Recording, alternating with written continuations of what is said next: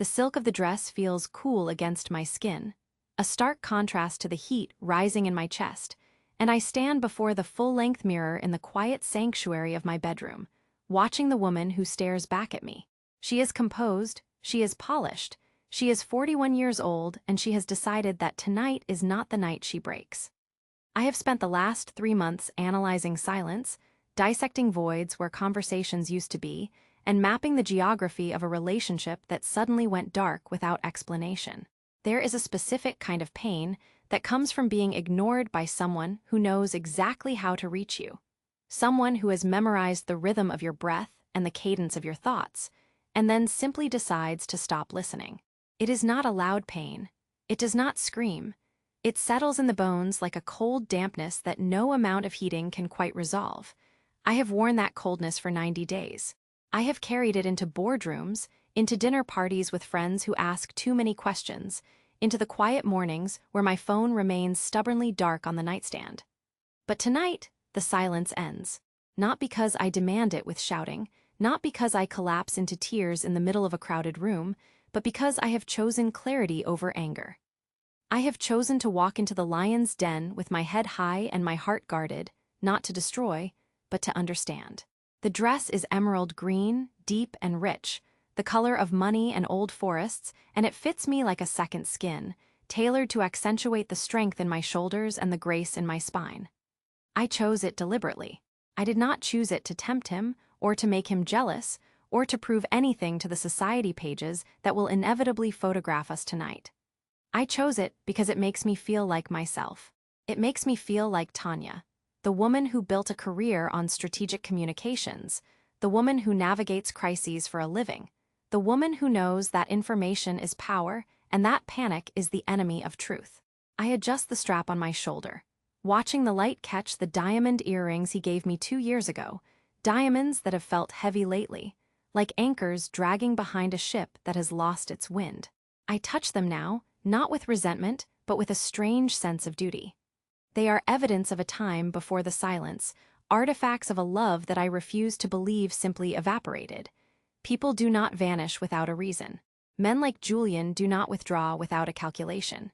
He is a man of logic, a man who builds infrastructure, who deals in concrete and steel and undeniable facts. If he is pulled away, there is a structural reason for it. My job, for the last 3 months, has been to find the load-bearing wall that cracked. I turn away from the mirror and pick up my clutch, checking the contents with a ritualistic precision that calms my nerves. Lipstick, phone, keys, a tissue. The phone is the hardest object to hold. It is a black rectangle that has held so much hope and so much disappointment. For weeks, I typed messages and deleted them. I called and let it go to voicemail. I waited for the call back that never came. The voicemails were polite, distant. "I am busy, Tanya. I am dealing with something. I will explain later." Later never came. And in the absence of explanation, the mind creates its own narratives. I imagined other women. I imagined boredom. I imagined that the intensity of us had simply burned out, that the fire had consumed all the oxygen and left us gasping in the ash. I am old enough to know that love changes. I am old enough to know that passion cools. But I am also old enough to know that respect does not disappear overnight. Respect is the foundation. If the foundation is gone, the house falls. But the house was still standing. He was still paying the mortgage on the condo we share, though I haven't stayed there in weeks. He was still sending the car for me when I needed it. He was still present in the logistical details of my life, even while being absent from the emotional landscape. That contradiction was the clue. A man who is leaving does not maintain the infrastructure. A man who is leaving cuts the lines. Julian kept the lines open, even if he wasn't speaking through them. He was holding the space, keeping the structure intact while something else happened in the shadows. I realized that if I wanted to know what was happening in the shadows, I could not stay in the dark waiting for him to turn on the light. I had to bring my own flashlight. I had to go where he was. The Winter Charity Gala is the biggest event of the season in the city. It is where Julian is expected to be. It is where the elite gather to pat themselves on the back for writing checks that solve problems they helped create. It is a theater of wealth and influence, and tonight I am not going as his date. I am going as an independent variable. I purchased my own ticket. I arranged my own transport. I told no one I was coming. I wanted the element of surprise to be mine, not his. I wanted to see his face when he realizes that the woman he tried to protect by pushing away has walked right into the center of his storm. The car ride to the hotel is smooth, the city lights blurring past the window like streaks of white and gold paint. I watch them pass, thinking about the first time I met Julian. It was at a similar event 3 years ago. I was working as a consultant for the museum hosting the exhibit, and he was the primary donor.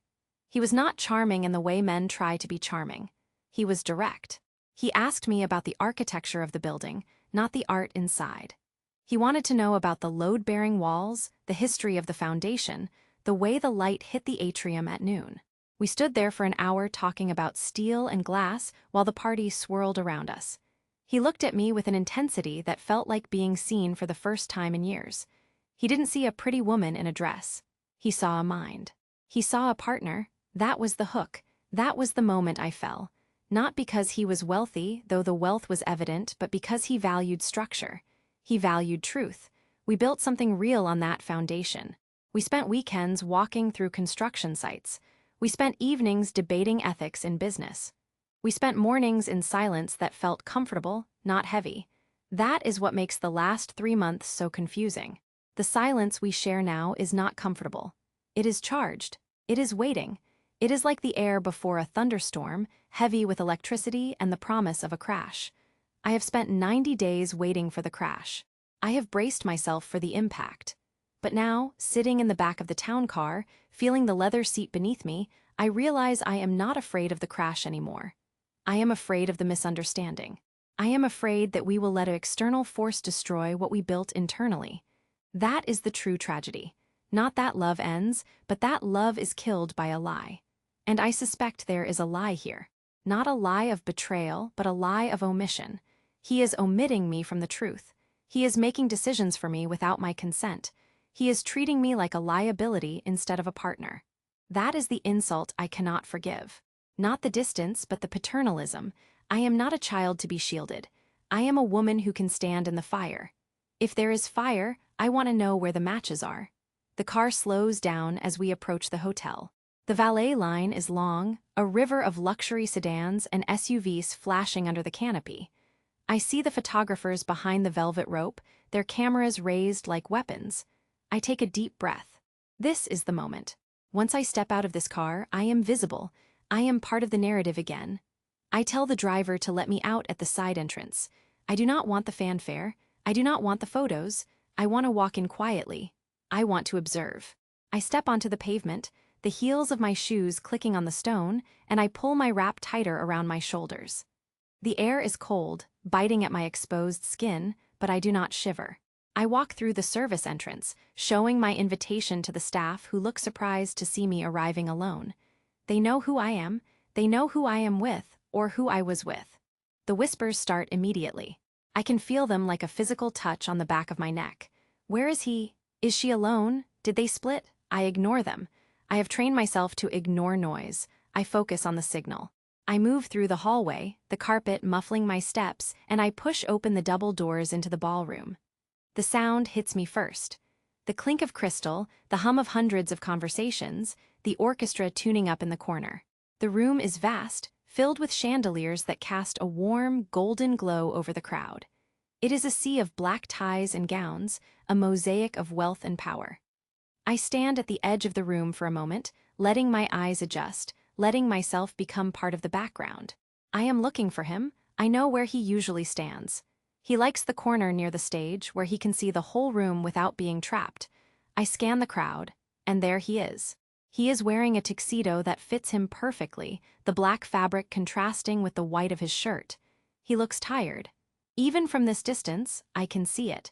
There are lines around his eyes that weren't there 4 months ago. His posture is rigid, defensive. He is speaking to a man I recognize as his legal counsel, a sharp-faced man named Sterling who looks equally tense. They are not smiling. They are not networking. They are strategizing. I feel a pang in my chest, not of jealousy, but of recognition. That is the look of a man under siege. He is not enjoying himself. He is enduring this. He is holding the line. I watch him for a long minute. He takes a sip of water, not champagne. He checks his watch. He looks toward the door briefly, hopefully, and then his face closes off again. He is waiting for something, or someone. I realize with a sudden jolt that he might be waiting for me to stay away. He might think he has succeeded in keeping me out of this. That thought hardens my resolve. I smooth the front of my dress and I start walking. I do not rush. I do not run. I walk with the steady pace of someone who owns the ground they are walking on. People part for me, not because I demand it, but because there is an energy around me that says do not stop me. I see heads turn, I see phones rise, I see the ripple effect of my arrival, and then I see him see me. The change in his expression is instantaneous. It is not guilt, it is not anger, it is shock, pure, unadulterated shock. His glass stops halfway to his table. His conversation with Sterling cuts off mid-sentence. He stares at me as if I am a ghost, as if I am something he wished for but never expected to see. For a moment, the noise of the room fades away. It is just him and me, across the crowded ballroom, connected by a line of sight that feels tangible, like a wire pulled tight between us. I do not smile, I do not wave, I just keep walking. I need him to come to me. I need him to make the move. I stop about 10 feet away from him and I wait. The crowd around us seems to sense the tension. They quiet down. The orchestra plays on, but the social rhythm of the room has shifted. Julian excuses himself from Sterling. He does not say goodbye. He just turns and walks toward me. His steps are long, purposeful. He looks dangerous. He looks like a man who is about to lose control. When he stops in front of me, he is close enough that I can smell his cologne, the scent of sandalwood and rain that I have missed so much it hurts. He looks down at me, his eyes searching my face, looking for signs of damage, looking for signs of hate. "Tanya," he says, his voice is rough, lower than I remember. "You came." "I did," I say. My voice is steady, I am proud of that. "You didn't answer my calls." "I know. 3 months, Julian, 90 days of silence. Do you have any idea what that does to a person?" He flinches, just slightly, a tightening of the jaw. "I had to," he says. "You don't get to decide that. I had to protect you." The words hang in the air between us. Protect me. There it is. The paternalism I feared. But there is something else in his voice. Desperation. "Protect me from what?" I ask. "From them." He glances toward Sterling, who is watching us from across the room with a hawk-like intensity. "From the lawsuit." I feel a cold clarity wash over me. The merger litigation. "Yes. And how does ignoring me protect me from a lawsuit?" "Because they were using you," he says, his voice dropping to a whisper. "They were subpoenaing your communications. They were trying to find leverage. If I was seen with you, if we were talking, they would drag you into the deposition. They would tear apart your reputation to get to me. They wanted to break me by breaking what I love." I stand there, processing this. The pieces click into place. The silence wasn't rejection. It was a firewall. He isolated me to keep me safe. He took the hit alone so I wouldn't have to stand in the line of fire. He sacrificed us to save me. The anger I had been carrying, the cold hard knot of resentment in my stomach, begins to loosen. It doesn't disappear, but it changes shape. It transforms into something else. Grief. Grief for the time we lost. Grief for the pain he endured alone. "You should have told me," I say softly. "I couldn't. You could have trusted me." "I was afraid," he admits, and that admission breaks me. Julian is not a man who admits fear. He is a man who moves mountains. For him to say those words means the mountain was too high. "I was afraid that if I told you, you would insist on staying," he continues. "And if you stayed, they would have used you. I couldn't let them touch you. I would rather lose you than see them destroy you." I look at him, really look at him. I see the exhaustion now. I see the weight he has been carrying. He looks older. He looks weary. And I realize that while I was hurting because I thought he didn't love me, he was hurting because he loved me too much to let me be collateral damage. It is a flawed logic. It is a protective instinct that overrides partnership. But it is born of love. I know that now.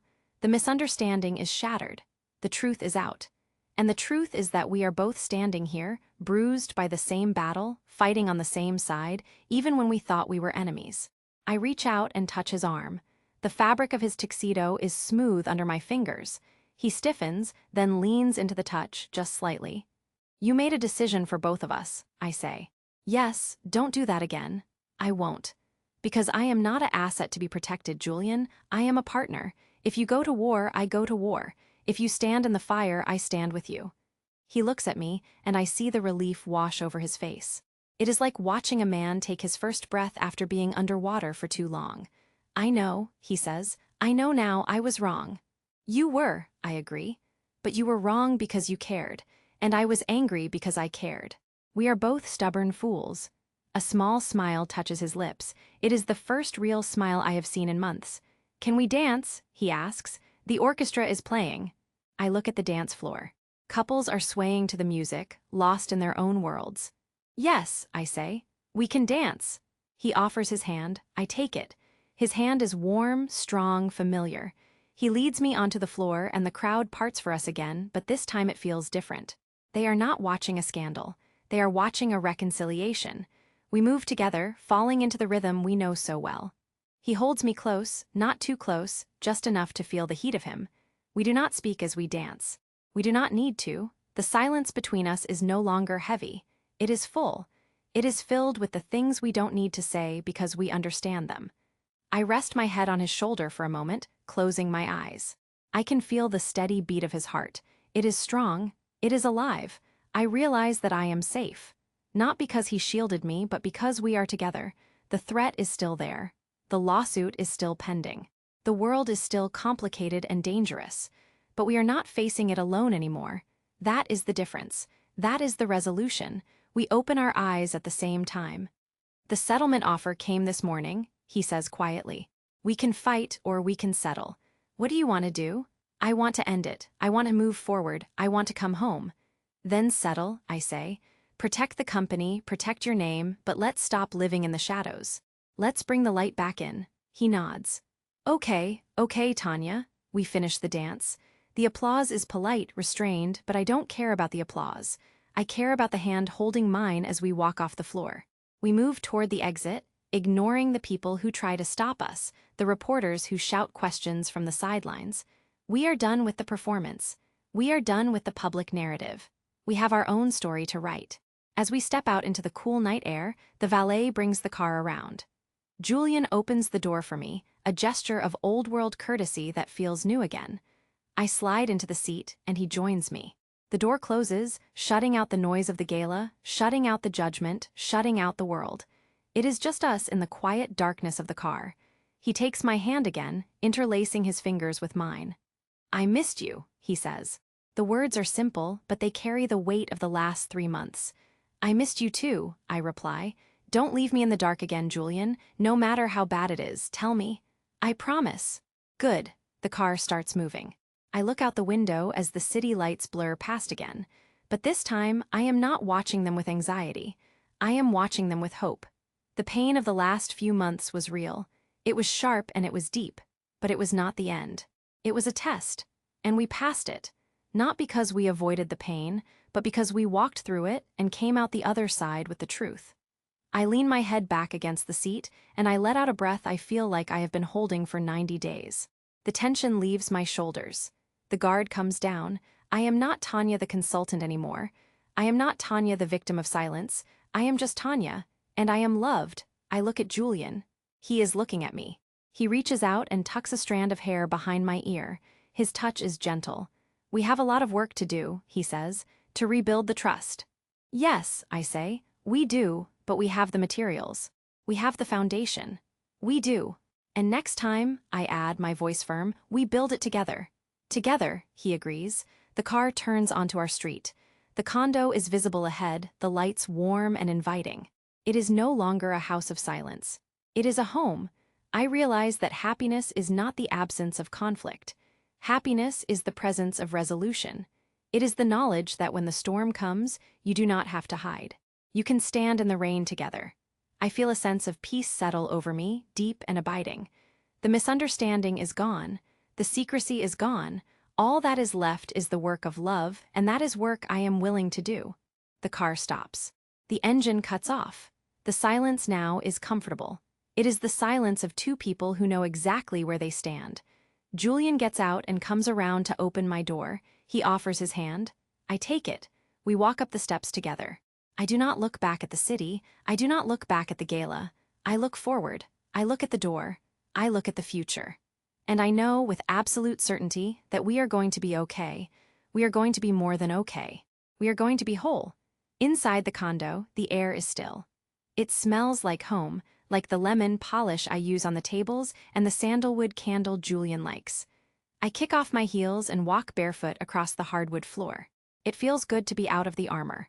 Julian loosens his tie and tosses it onto the chair. He looks at me, and there is a vulnerability in his eyes that I haven't seen in years. He is letting me see him, really see him. I'm going to make tea, I say. Do you want some? Yes, he says, please. I go to the kitchen, I fill the kettle, I watch the water heat up. These are small things, domestic things, but they feel significant. They are the bricks of the new wall we are building. I bring the tea into the living room. He is standing by the window, looking out at the skyline. He turns when I enter. I hand him the mug. Our fingers brush. The contact sends a small spark through me. It is the beginning of the reconnection. We sit on the sofa, not too close, but close enough. We drink the tea in silence. It is a comfortable silence. Tell me about the lawsuit, I say. All of it, no edits. He takes a breath, and he begins to talk.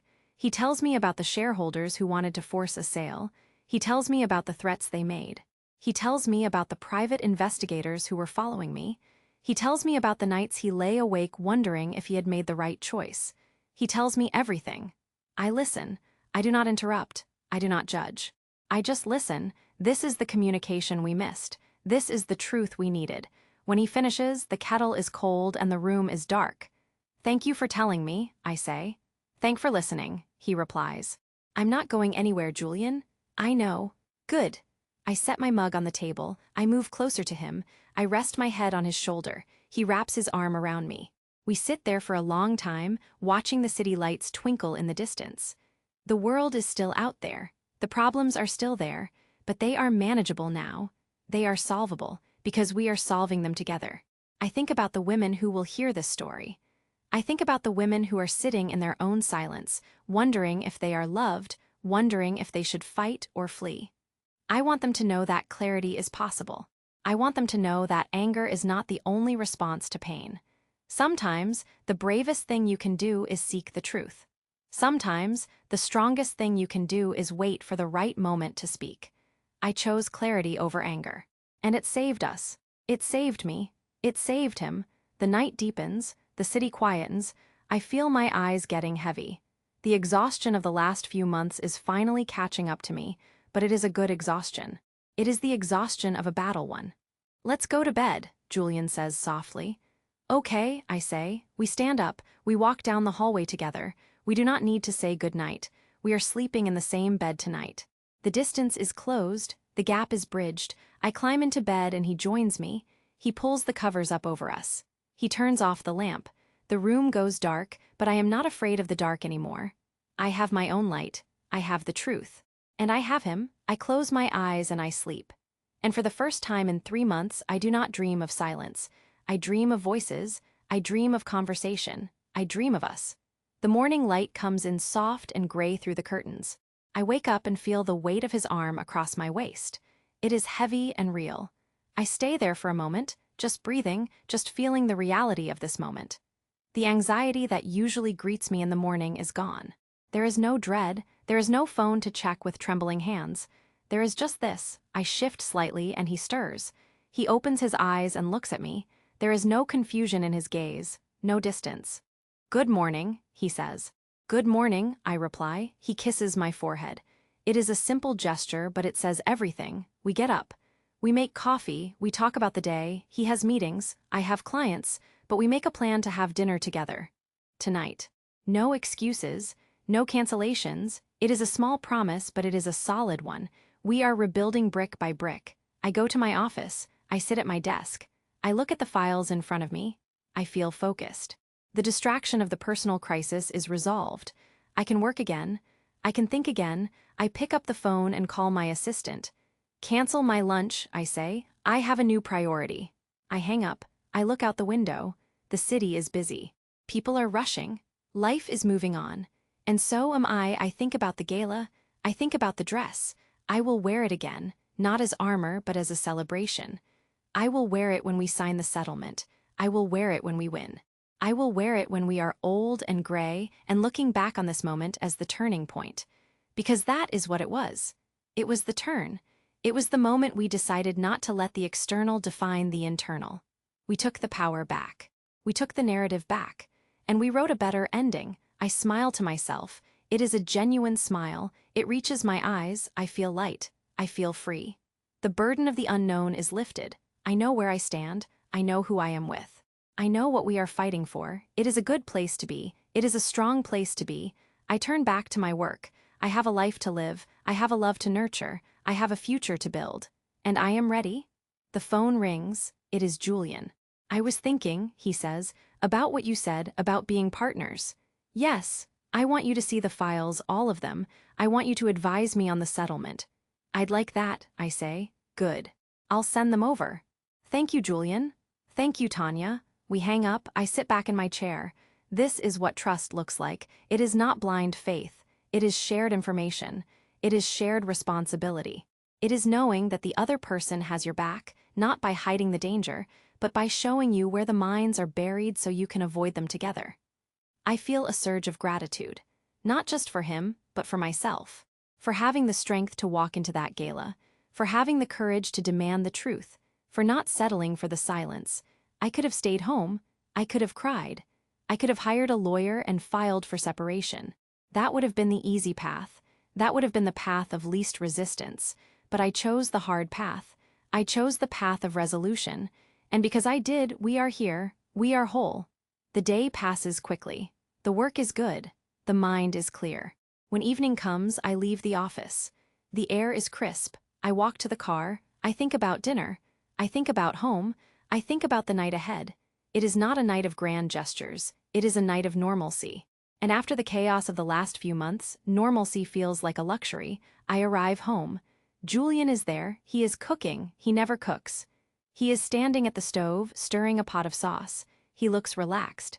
He turns when I enter. Welcome home, he says. It smells good, I say. I'm trying, he smiles. I walk over and wrap my arms around him from behind. I rest my cheek against his back.